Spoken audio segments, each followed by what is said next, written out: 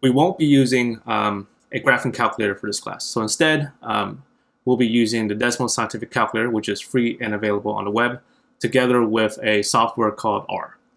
You have a couple of options for accessing R. My recommendation for the best performance is to actually download and install R onto your computer. So let's click on the download and install R link. Depending on whether you have Windows, Mac, or Linux, you'll click on the right one. If you have Windows, you'll click on the download R for Windows, and then you're going to click on base. And then you'll download and install R. If you have a Mac, you'll click on the download R for Mac link. And then depending on which operating system you have, I think most of us have the most up-to-date one, so you'll click on the first one. Let me show you what R looks like.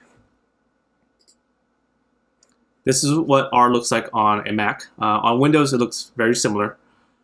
So R is a really powerful statistical tool, but we're not going to be doing anything too fancy with it.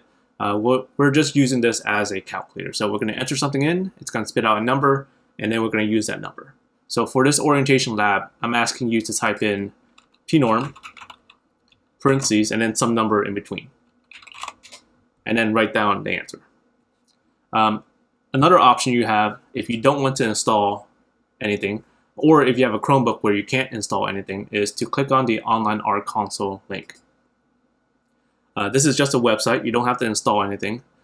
Here, you're going to type in your command on the right side where it says R Console, not the left side, the right side.